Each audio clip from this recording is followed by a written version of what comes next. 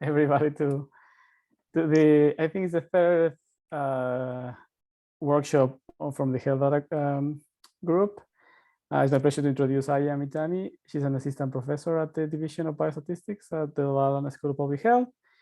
And she completed her PhD in biostatistics from Boston University under the advisement of Professor Kerry Nelson, and she has a postdoc under Professor Sebastian Genu's supervision in the Department of Biostatistics at the Harvard T.H. School of Public Health.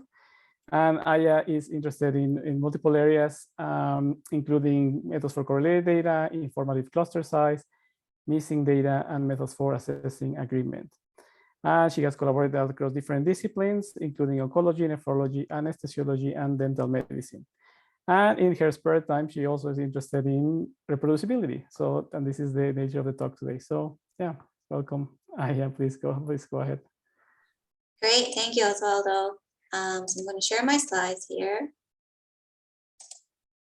Okay, can you see that? All right, so I'm going to jump right in with a couple of definitions. So research in Oxford Learner's Dictionary is defined as the knowledge about the structure and behavior of the natural and physical world based on facts that you can prove, for example, by experiments.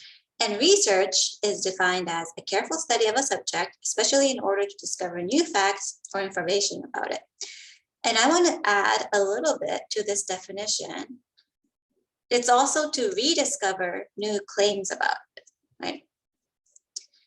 But research is rarely reproduced. In the field of cancer research, only about 20 to 25% or 11% of published studies could be validated or reproduced, and that only about 36% were reproduced in the field of psychology. So I think you've all heard that there's a crisis in reproducibility research. And some factors contributing to this is the absence of replication. So people are, researchers are, they want to just do new research, right? And not really do, again, rediscover old claims or new claims and try to replicate the data or replicate the research on their own data or collect new data set to replicate an existing research. That's unfortunately not happening as much as it should be. And there's also lack of transparency in the original research. There might not be enough details about how to reproduce the research, not enough details on the method or how data was collected and the analysis that was used. And this is a topic that can be its own talk, but data is usually not generalizable. The sample that you collect represents the sample that you collected, right? And if you apply the same type of methods and analysis to a different sample, you might get a totally different answer. And finally, quality of analysis might be very poor. Roger Peng said that while our ability to generate data has grown dramatically, our ability to understand them has not developed at the same rate. And data analysis is very difficult, especially when you have massive amounts of data. And reproducibility crisis in research is not it didn't just come up in the last 2-3 years. It's been a problem since 2010 and probably earlier than this. This is the number of PubMed articles that had the search term replic or reproduce and crisis, right? And it's increasing, but it didn't just happen overnight. It's been happening since 2010 and probably before this. Some more factors contributing to crisis is the publication bias. Research, we all know that research is more likely to be published if it has a positive result, a significant result. And there's also pressure to publish, especially in academia, especially among students and early career researchers. And then lack of training in reproducible research, right? How to do reproducible research. We don't really teach that to the new generation of researchers.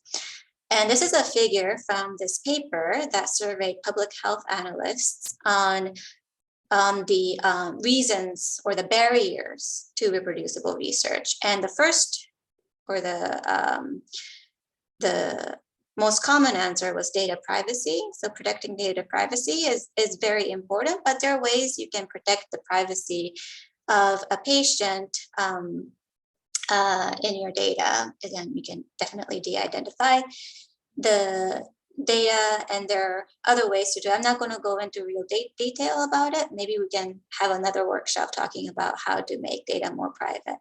There's also lack of time, I think, is a very important factor. So people don't have time to make research reproducible. But what does that mean, right? That means that they're not,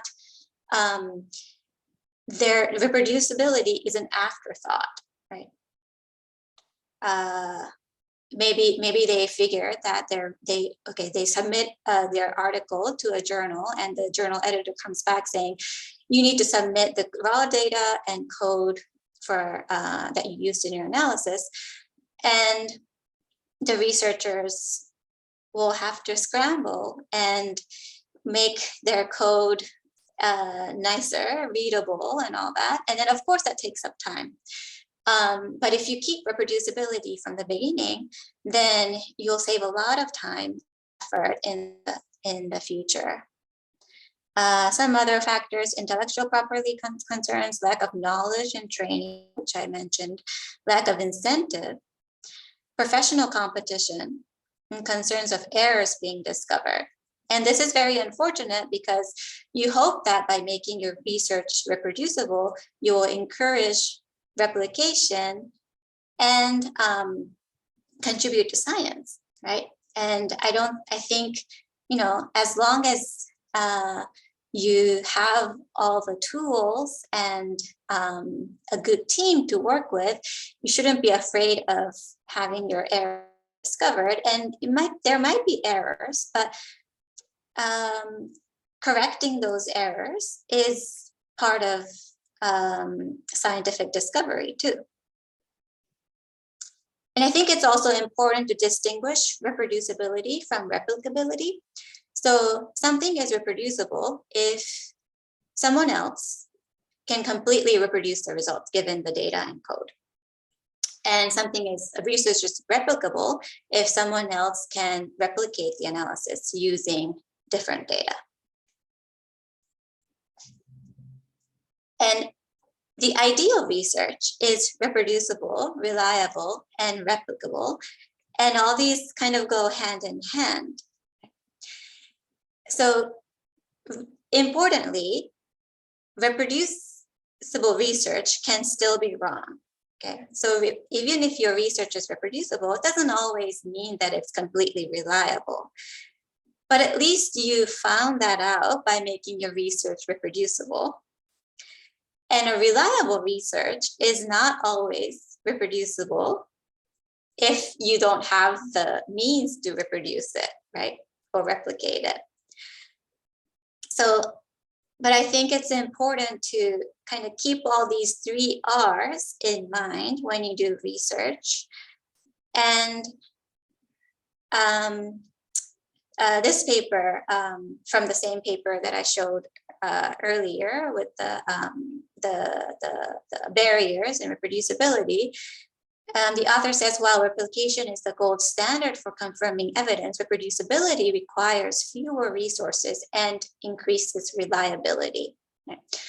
So making your research reproducible is sort of the step 1 into making your research reliable and replicable. So why make your research reproducible? Plato said it best: it's good to repeat and review what is good twice and thrice over. So if you have something good that you think is good and you want to share, to make it reproducible, it will force you to check your code and data and analysis repeatedly, right? And that's always good. If you make your research reproducible, you can always build on your work more effectively and efficiently.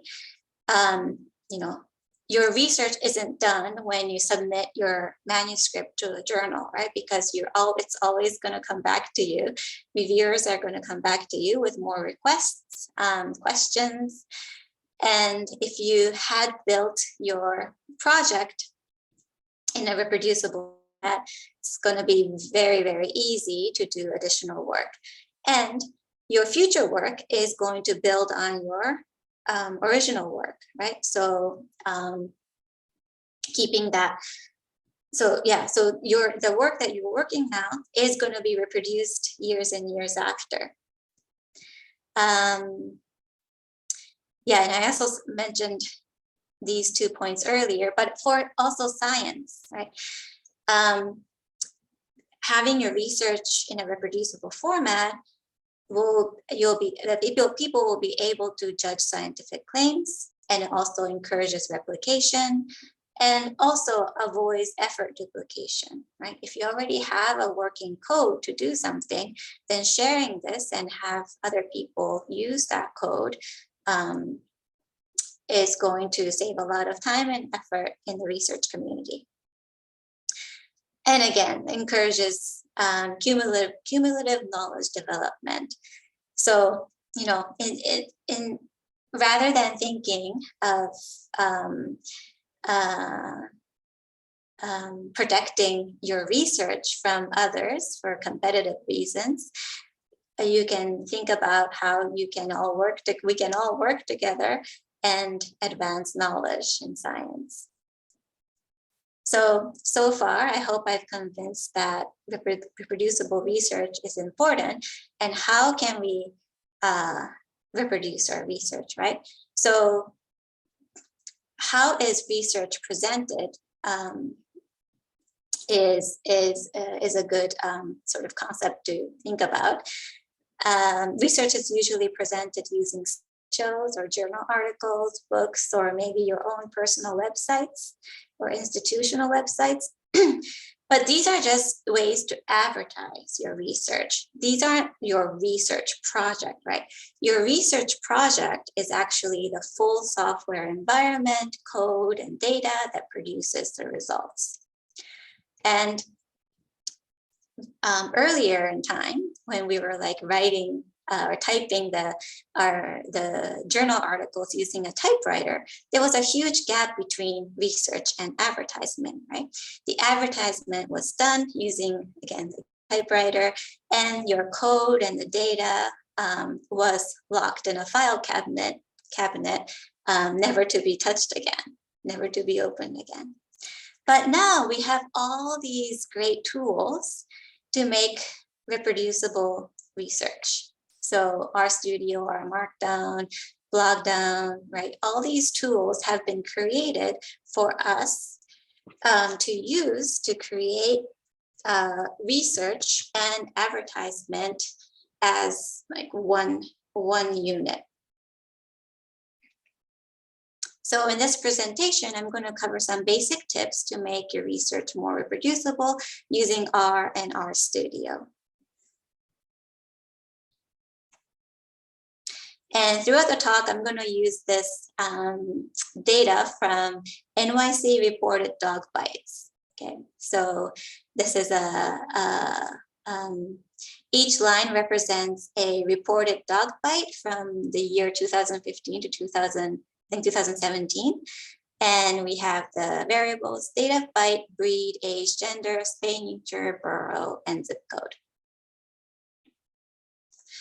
So RStudio has a wonderful built-in support called projects, where you can keep all the files associated with a project together, and you can organize those files in subfolders as well. So to create an art project in RStudio, just open RStudio, go to File, select New Project, and fill in or select all the options.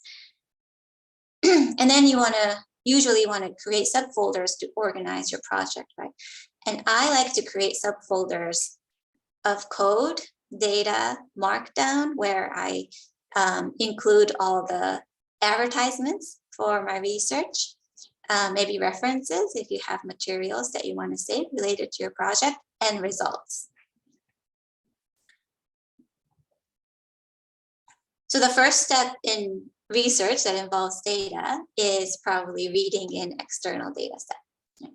And I'm doing that too with this NYC dog bite data set.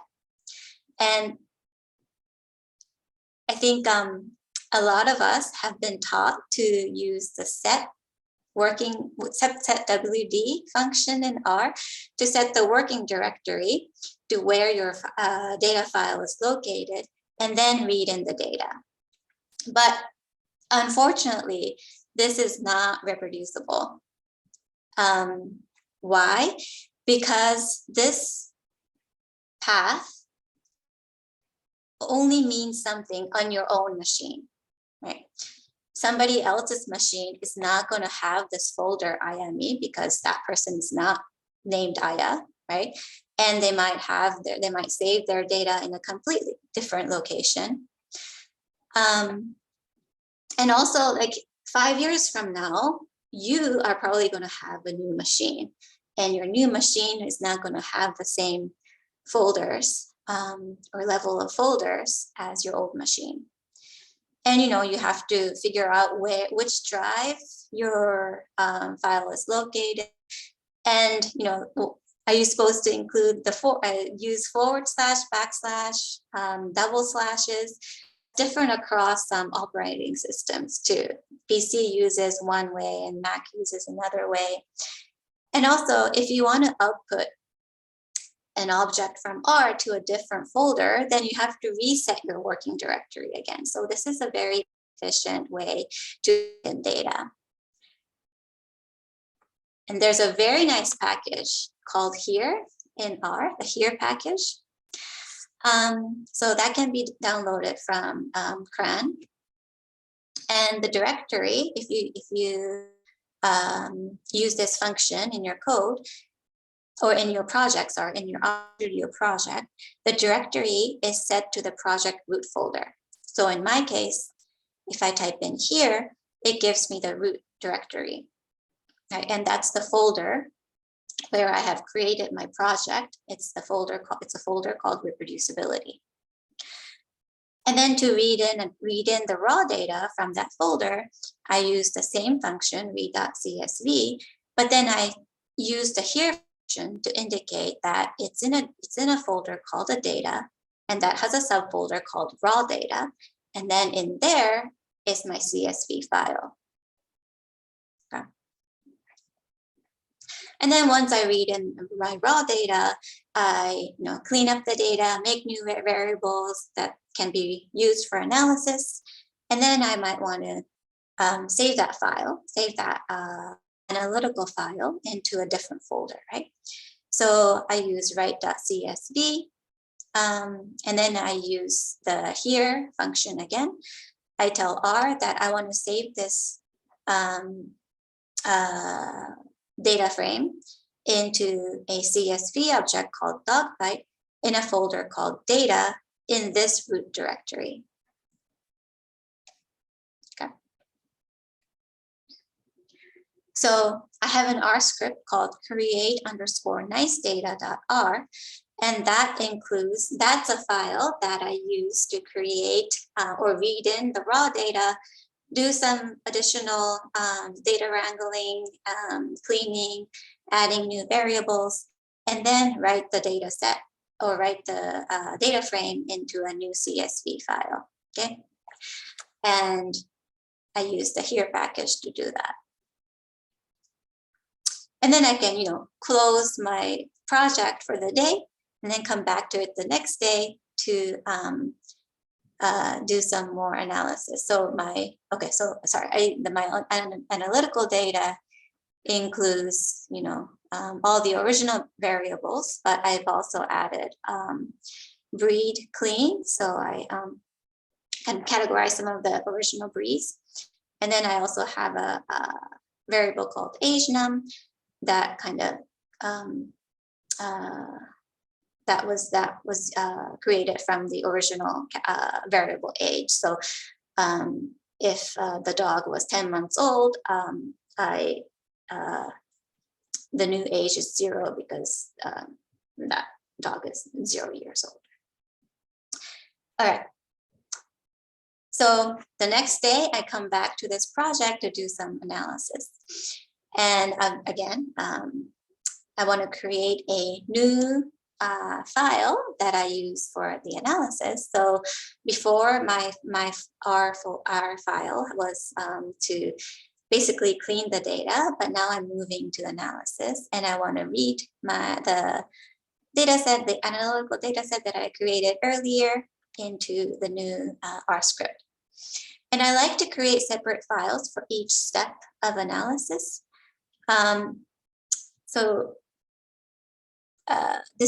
These are the files I have inside the code folder, and these are the files I have inside the results folder. And to me, this has organization method has served me very well, because if I go to the results folder and open this figure, right? I have this figure, but I want to know how I created this figure. So I go to my code folder and I just find the script that has the exact same name.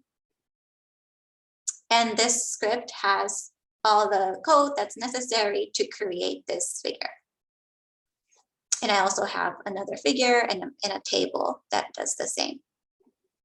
And earlier or before, I used to have like an R script that included all my analysis in one file that had, data cleaning. Maybe data cleaning was a separate file, but anyway, analysis, right? So figure one code, figure 2 code, figure 3 code, and that's one way of working with analysis, working with your code, but that was very difficult to come back to and find the code that created this particular figure, right? You had to go through all of your long code to find which chunk of code created this figure, right? And you might have to run all the code below that, above that code to arrive to that code that created, chunk of code that created the figure. So this organization scheme where I have separate tasks for each R script has become very useful. Yeah, Osvaldo. Yeah, thanks for sharing this. I mean, I just have a quick question. So I think this makes sense, and it really goes in line with this idea of modularization, right? Kind of create kind of modules for each function for a specific purpose or whatnot, right? So I think that's great.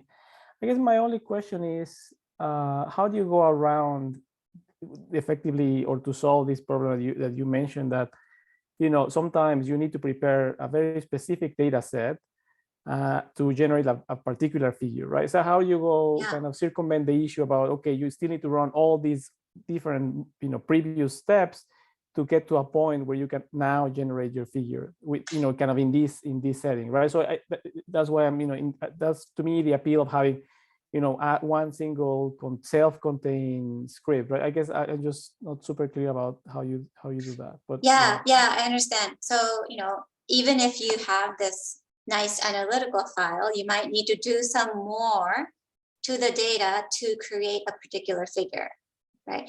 So I suppose in that case, like if that step only applies to that one figure, right? If I need to do something special only to create this figure, then I'll probably put that code into this file, right?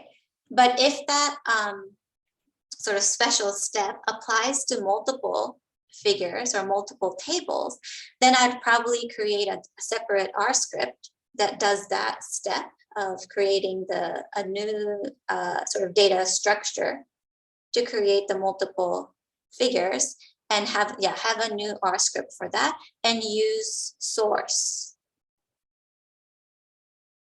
to indicate or to run that code to create this figure.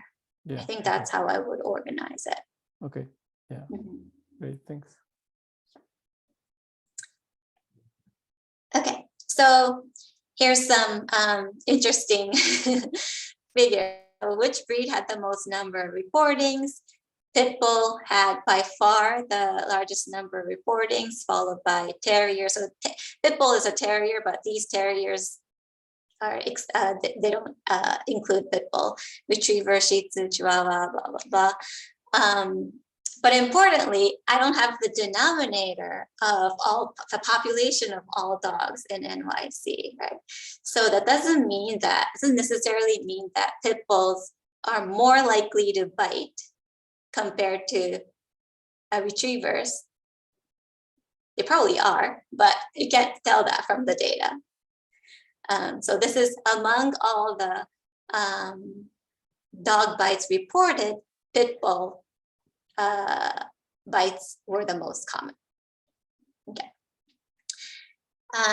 Trend in dog bite reporting by burrows. Maybe some increase over the years, but maybe that's because the population of dog has increased. And most reported in Queens, Brooklyn, then Manhattan, and then Bronx, Staten Island, other. So something interesting. And notice that, documenting every step is always a good idea. Even if it seems tedious and sort of trivial, you'll probably do a favor to yourself in the years ahead, because you're gonna, maybe you won't forget, geom bar is for bar chart, but say you have something more complicated. Maybe I don't have something more complicated here, but anyway, yeah, documenting is never hurts to document, over document. Okay, so the research question that I want to explore is, are bites from pit bulls more likely to be puppies, male or spayed dogs? So I'm creating new dummy variables here to fit a logistic regression model. And I'm saving that logistic regression model as GLM bite. So this is an object, GLM object. And then I can do the summary of that, and then $ coefficient to get this table of coefficients with estimate standard error, C value, and B value, right? So I want to share this table with my friends, or I want to include this in my article.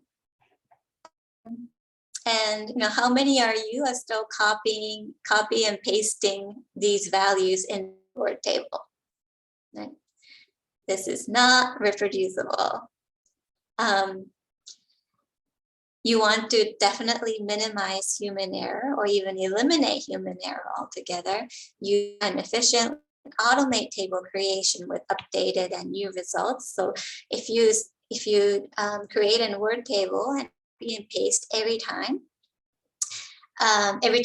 you update your results, or include more variables in your model, then it's just going to take up so much of your time. And of course, it'll increase the chance of human error, right?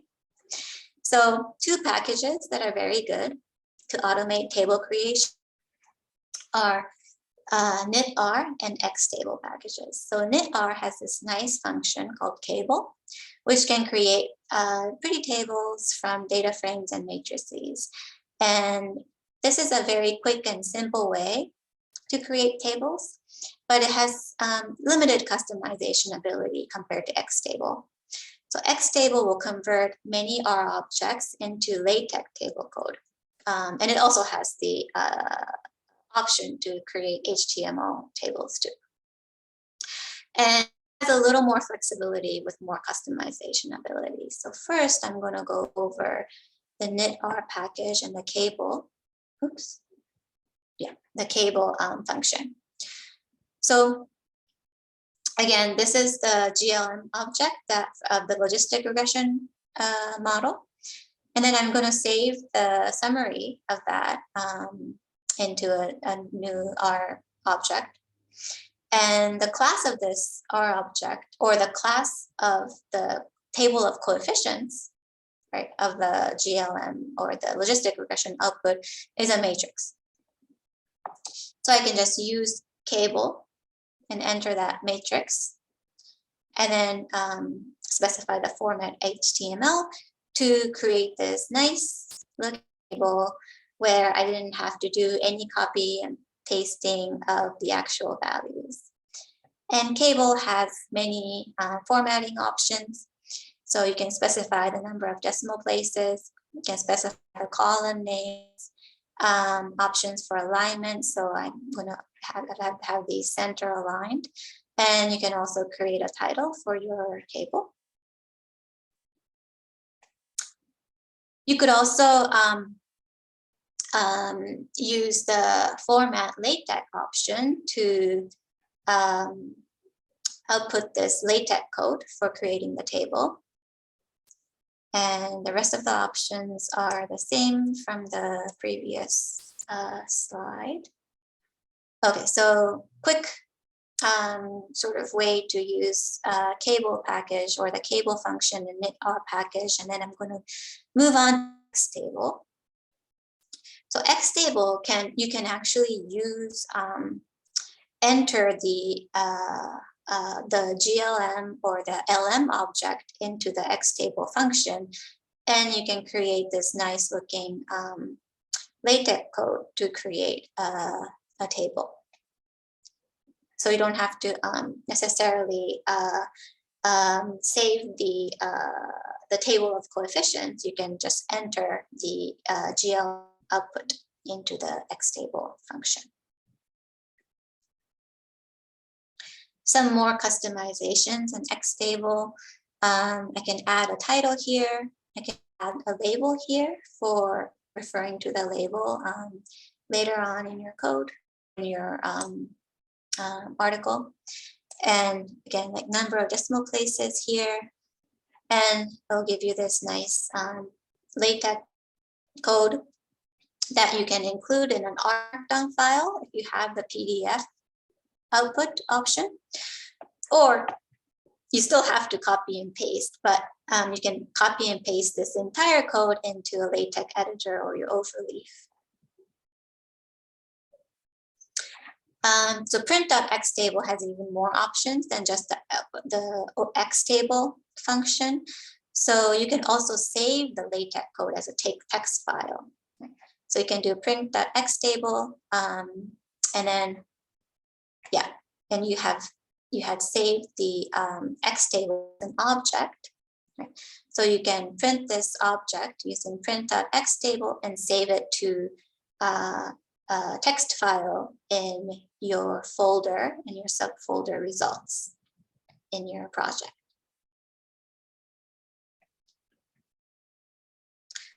Yeah, and you can also use the type option to create HTML tables, and that would look like this if you render it with an HTML. Yeah, HTML. So if you want to compare results from multiple models, there's a package called TechReg that's pretty useful.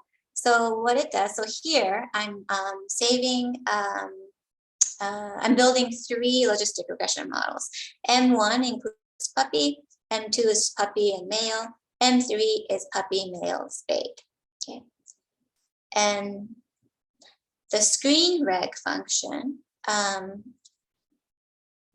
outputs this in your R console. If you do screen reg and use the list to list all the models, then it'll create this nice table where you can compare the parameter estimates and standard errors across each model. And you can also use you have the option to display confidence intervals as well. If you do ci.force equal true. So instead of the standard errors, you can display confidence intervals. And the TechReg function in the same package. So if you do TechReg and the same listing N1, N2, N3 will give you a LaTeX code to compare across the 3 models, and also HTML reg. And if you use the same input, will create an HTML file, that HTML table that looks like this. So it's a pretty neat package. There are many options. So you know, if you have multiple models that you want to show, definitely check it out. But let's say I want to show odds ratios, right, instead of the parameter estimates, because those are more meaningful for logistic regression. And in logistic regression, you know, odds ratio is the exponent of the parameter estimates, and the 95% confidence interval. We have the parameter estimates and the standard errors, so we can compute those too, right? So one way of computing the odds ratio and the 95% confidence interval is to just create that as a new object from each model, right? But this is not really reproducible, right? Or efficient. Right, it's not reproducible because if you have a different model that you want to use, you have to, you know, change this code at, you know, you have to edit this at many locations. And, you know, if you want to use a different significance level, then you'd have to, you know, these numbers. Yeah, and you're using this code over and over, and what if maybe 3 models is not that much work to write this code, but what if you have like 10, 20 models, right, that you want to compute the odds ratio for? This is not an efficient way to do it. So one way is to just write your own function that converts parameter estimates into odds ratio and 95% confidence intervals with options for alpha level and number of decimal places. So that's exactly what I'm doing here. I've created a function called OR_95CI where I can input the vector of coefficients, vector of standard errors and significance levels, and the round 2 is the number of decimal places. So this function, if I enter those informations, then we'll create an object with odds ratio and 95% confidence intervals as character string.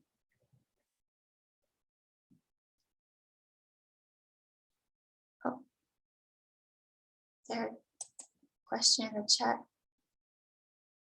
Yes, these all the materials will be shared, and the talk is being recorded, so they'll all be on the website, and probably later today or maybe tomorrow.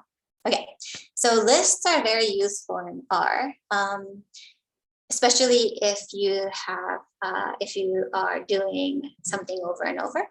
So here I'm creating a list called M, and in the first entry of the list is the logistic regression output with just puppy as the predictor. And in the second entry of the list, I'm saving the logistic regression model with puppy and male as predictors and so on. And then I'm also creating a new list called msum by using the function lapply.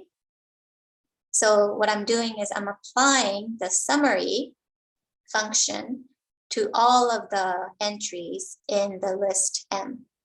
Okay, so msum is a list with 3 entries, and each entry will have the summary of each of the models. And msum, the first entry of msum, $ coefficient, will give you the table of coefficients. And if you just want the estimate from this, then you can just select the first column. And I'm going to use loop in R to apply the OR95 CI function to each of the entry in the list. So first, I'm creating another list called ORVec. Okay, so this list is I want to save the output of the function to each element of the list. And I'm doing from 1 to 3, right? For all M1, M2, M3, apply this OR95 CI function. And the output is, again, a list of the odds ratio and 95% confidence intervals as character string. And then I can use Xtable to create my table with odds ratio and 95% confidence intervals. So here I'm just creating some variable names. And then I'm also combining the odds ratio and 95% confidence interval for each model into a data set. And I'm giving column names, and then I'm using the Xtable function, but I'm also removing the intercept, which is the first row of my data table, because I don't really want the odds ratio of the intercept. Yeah, and I'm printing the OR table. And if I use LaTeX to create this, my table is going to look something like this. So it'll create a nice table with odds ratios, 95% confidence interval for all 3 models. Oh, Davil, you have a question? Yes. So Yeah. on the previous slide, Yeah. I was thinking that won't it be easier if we just change the row names? Like, because the row names of this particular object would be like crazy, right? So you are creating this var names, and then we are going on replacing the row names and eventually saying include row names equals to false. Yeah. So I'm just saying, isn't it possible to change the row names and that's it? We'll have the same data. Yes. Yeah, that's one way. Yeah, you can definitely do that too. I included it as a separate variable because I wanted to give the row name a column name also. Oh, okay, I see. Does that make sense? Like, Yeah. because if I have just the row names, then I'm not going to be able to have this variable. I mean, yeah, exactly. Technically, you can. I mean, you can just put it. Yes, technically you can, yeah. and sometimes, sometimes you Yeah. don't really need this variable, right? And so that will work. Yeah. Yeah. Okay, understand. Thank you. Yeah, thank you.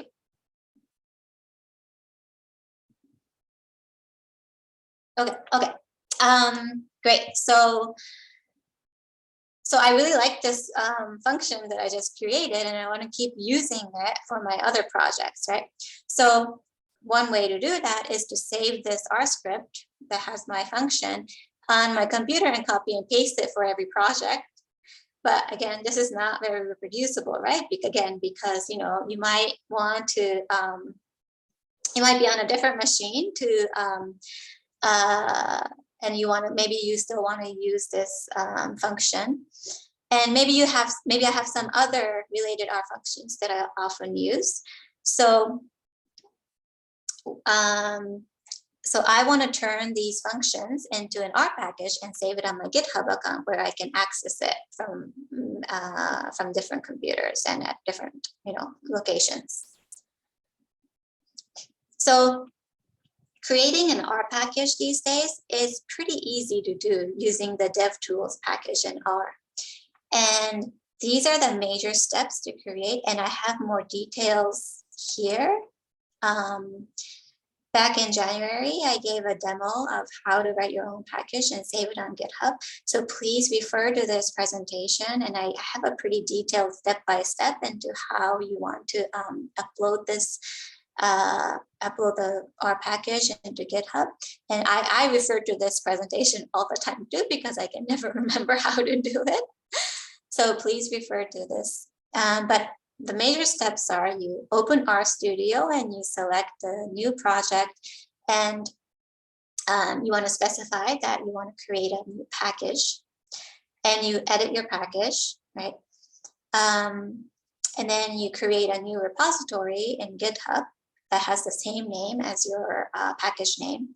And then you connect to GitHub using RStudio, and you do the pull commit push thing, and then your package will be published on GitHub. So, you know, our group can always do another workshop on our package creation if there's interest. But I'm not going to go over in detail today. So once I have my package on GitHub, right, it looks like this. My package called odds ratio is available here. So what I can do is use the DevTools install GitHub function and download the package from GitHub, and then load it onto my load it in R. And here I'm just applying it again. This is a new logistic regression model with age num as a continuous variable. And then I'm applying the function OR95CI. And yeah, here's the result. Yeah, Kabir. Sorry, I might have missed something. So this is not very different rather than using a source code, right? Just name function.txt, a file name, then just sourcing it from there. Would it be same rather than installing the whole package? You mean sourcing it from here? Yeah, I mean, you can save it in a file. And Yes, then source yes, it from yeah. yeah. Yeah, you can definitely save it in a file, right? But you know, let's say that you have a new computer now, or you are using somebody else's computer, or your friend wants to use it. Yeah. Yeah, no, that I understand, but I'm just saying that this would be same, like if I have the same computer or I have something in cloud. So yeah. Okay. Yeah. Exactly. And you can also, if you have an R package, you can publish it on CRAN, which is the Comprehensive R Archive Network, and that has almost 20,000 packages. And package on CRAN can be downloaded with install.packages. And it does require a lot more work to publish your package on CRAN, but going through all the necessary steps might be worth it if to make your package more accessible to a wider audience. Yeah, I'm too lazy trying to Right. Yeah. Well, but yeah, it might be good to try it if you have a good package that you want to share. So to publish your package on CRAN, you want to read their policy, right, and go through their checklist, right, and you might even want to follow them on Twitter. And you also want so to submit your package, you do that using this submission form, right? They have a submission form, and a CRAN maintainer will review your package, and this review may take up to 5 days, and you can check the status of the review here. So these are like all the packages that have been submitted to CRAN and maintainers. So these are the fabulous CRAN maintainers who are reviewing the package. And notice that, you know, a lot of these packages have OKs, but, you know, some of them have errors too, right? So your package may get rejected, much like the peer review system for journal articles, but you can always revise and recheck and resubmit. So, and if you have a package on CRAN, you might want to write an article describing your package too. You know, you can have it on your own website or be part of the original research paper, but you also can write a separate article in Journal of Statistical Software or the R Journal or Journal of Open Source Software, and there are a few other software journals that where you can showcase your R project. Okay, so some general ideas to future-proof your research. you want to record your R session information, and you can do that by doing this function, session info. If you do any random generation, then you always want to set your seed. And this is from a book that I read recently, but you want to save everything as text files, because text files are they're going to be future proof. Like your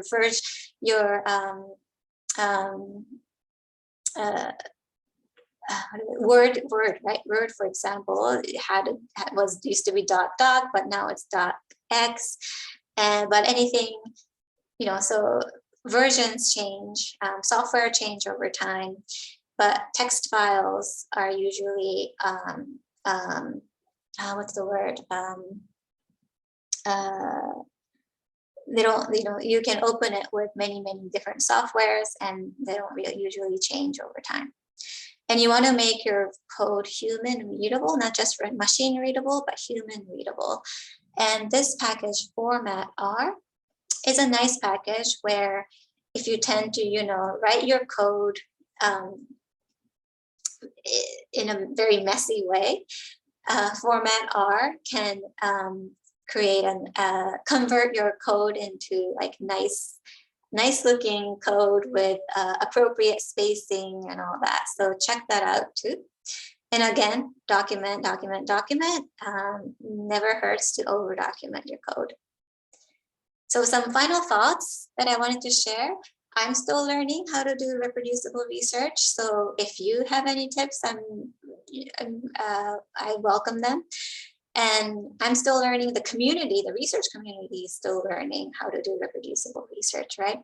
But so we're all learning together. And I want to normalize making research reproducible. And by that, we have to teach the tools of reproducibility and train the new generation of researchers. And the current generation of researchers should be practicing reproducibility on a daily basis. If you have a project that you're going to submit to a journal or something, you want to make that reproducible. But even homework assignments, right? You want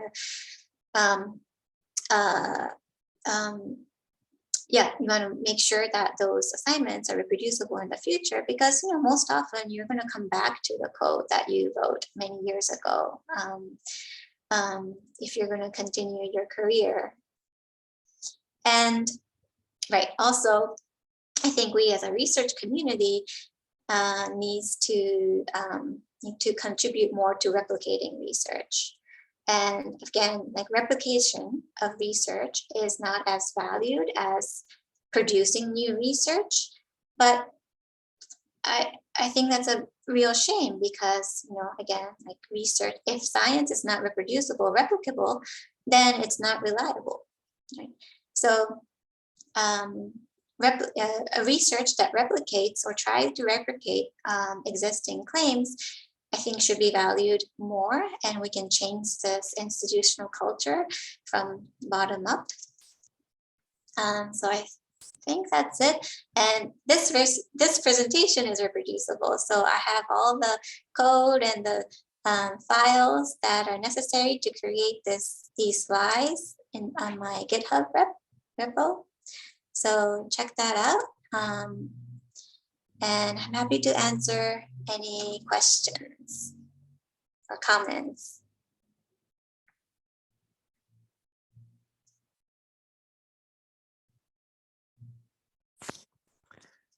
A quick comment. Yeah. So I really agree with the reproducibility part, and I think even in some of the courses I'm TAing, they make it sort of like a criteria or evaluation mark, like 4 marks out of 100 if your code is reproducible. And I think that's a good thing to teach, especially younger undergraduate students when they're learning R Studio. So in that sense, it's really good. But one thing specifically about R Markdown that I've always deterred from using, especially when I'm making files on Overleaf or LaTeX, is like I like to use this package called Tix to create visuals, but I'm not sure like if it always sort of runs in R Markdown. And with Overleaf, you could just refresh every couple of seconds to look at what the figure looks like. So it's nice, but some of the same capabilities aren't always there in R Markdown, which has been one of the things that have hindered me. And the other thing is, if you have a huge pipeline, it takes so long to just compile everything. So just from experience, fitting like models that take a while. So I'm still trying to adjust to that. But yeah, like especially for the big pipeline part, do you have any strategies on how you could segment things or make sure things run a bit better? Yeah. That's a good point, because like you said, if you have a huge code with lots of pipes, and then it will take a long time to render, right? I guess my strategy would be to, in that case, limit the use of R Markdown, and only render R Markdown when it's necessary. Make sure, like, using just the R script, like, make sure all your code runs smoothly, and and maybe at the end sort of convert it into an R Markdown file. And you can do that by using the per package. Yeah.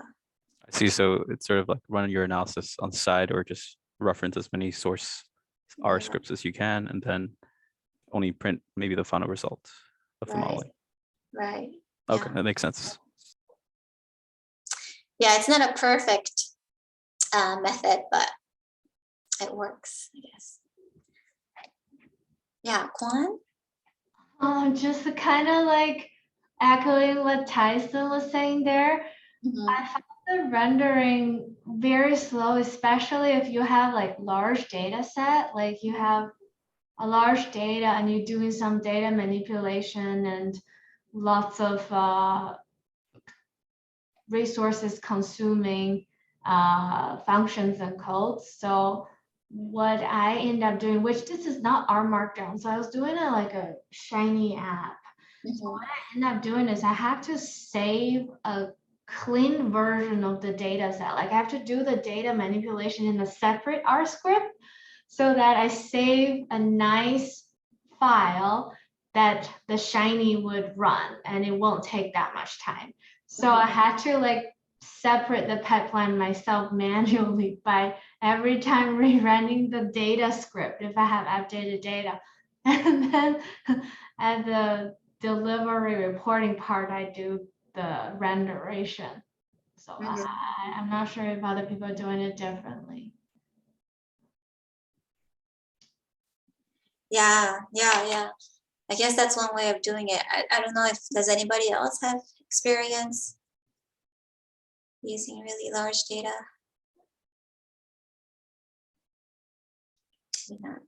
Maybe that can be another topic for a future workshop.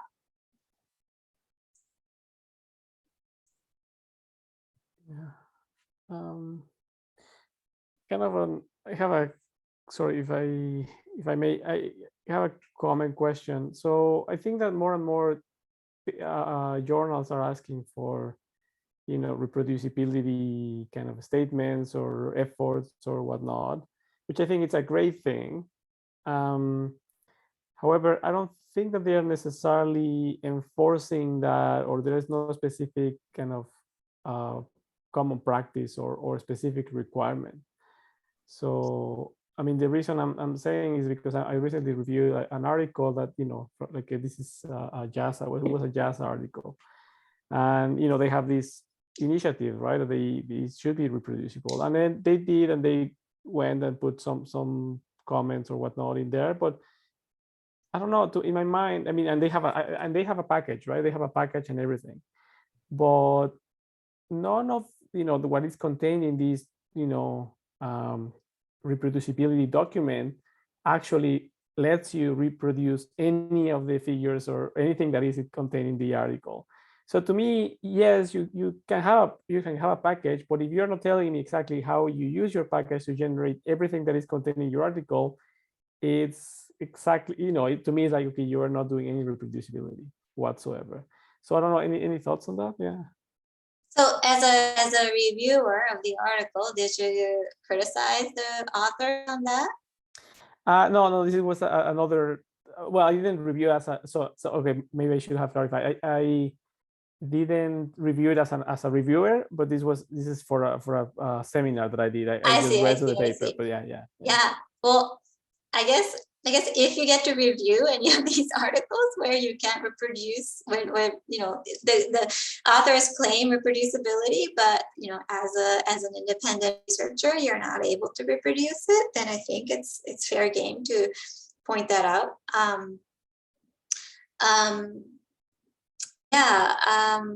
know. I think that's why I'm like saying that we as a research community is still learning how to do reproducible research. And you know, as like if you are asked to peer review an article with supplementary files that are claimed to be, you know, can be used to reproduce results, like as a busy, you know, early career researcher reviewing these articles, are you really going to open those files and try to reproduce them, right? So I think maybe journals need a separate reviewer to review whether or not the research can be reproduced, like whether the claims are correct or not. No, I fully agree. Or you know, even setting the bar even a bit higher, right? Like, you know, submit your scripts in this repository, and you know, it should match whatever table, at least one of the tables in your figure or in your article, right, or something like that. Right. I think there are probably ways to do that. Sorry, and then the kind of the way I guess authors in this article that I'm mentioning go around this is saying, oh well, you know, we use this data that is not publicly available, so we cannot tell you, you know, how we did what we did because because it's not publicly available. So it in a way feels unsatisfactory. You can still tell me, you know, once you download whatever data you downloaded, how you process that and the, you know, the analysis and so on. So yeah, I think there are probably ways. I just feel like we haven't necessarily agreed as a field or as, you know, in general as a researcher. So yeah, like I said, like, you know, protecting privacy of the patients and the data should be the priority. So, you know, the raw data, including raw data as part of your research is I think I agree that it's tricky. There needs to be some sort of convention rule, right? That we can safely share data publicly.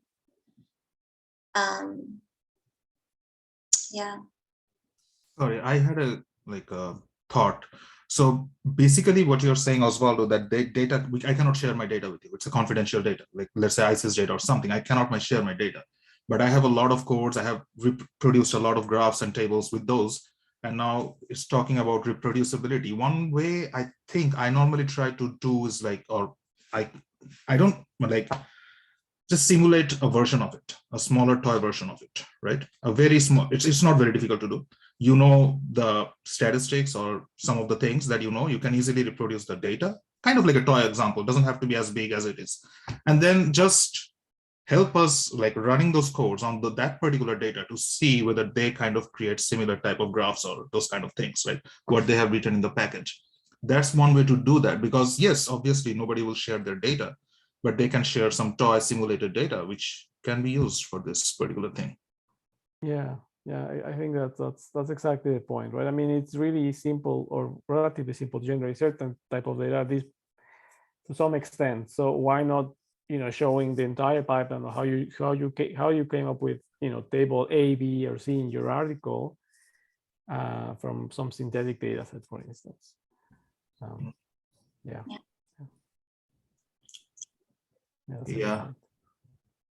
with the same variable names, so that I don't have to do anything crazy. I just have to run their code and see how this is reproduced. Like If you have codes like what I showed today, like kind of reproducible codes, it should not be that difficult. Yeah, I agree. Oh, sorry, I had a question. First of all, I had a comment. First of all, I really liked the hair package. I actually didn't know about that. So it was fun for me. Like it's a completely new thing. And the way you describe the projects and the way you set up the codes, like set up the files, the folders, it's really, I never do that. And that's why my coding is very inefficient, but I think I'll start doing that right now after this meeting. Great. The second thing is that that's something I'm going to use. Probably I need to learn a little bit more. So probably I need to see your slides and practice a little bit more, probably also your GitHub page. The second thing is cable and XTable are both good for HTMLs and LaTeX type of tables. But somebody is writing, let's say, a Microsoft Word document, right? Obviously, you can produce a Microsoft Word with R Markdown. Like R Markdown can produce a Microsoft Word document with the, and I think you can use cable, but my point would be, let's say I'm just writing using Microsoft Word and I have a separate R script. What should be your like suggestion of how I should create that table? I mean, yes, I know nobody should use Microsoft Word, that's for sure. But if anybody wants to use that, let's say our AP colleagues or some of those people who actually use that rigorously, how should they do it? Yeah, that's a good question. Oh yeah, my first answer was going to be like, don't use Microsoft Word, but it's not always possible, right? Some people do still use Microsoft Word, and Microsoft Word has its own pros too. So I suppose, yeah. I guess one way might be to include the table as a figure. Right, like save it, maybe create an HTML table and then include it as a figure in Microsoft Word.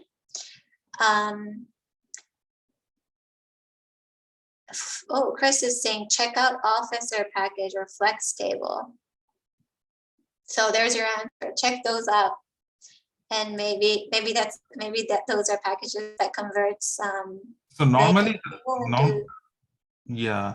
So normally I do it is I create a CSV file and then just import the CSV file in Word. So they create a table and kind of that way. But yeah, I'll just try to see.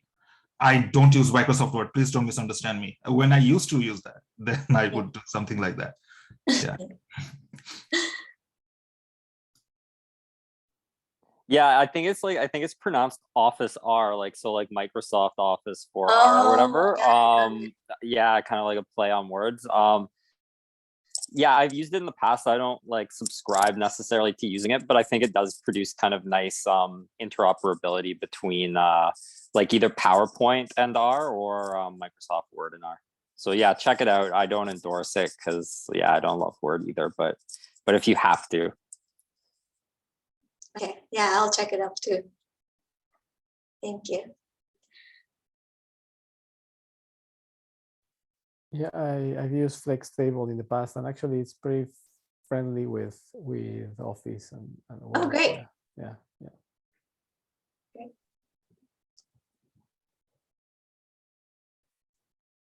All right. Anyone else? Okay.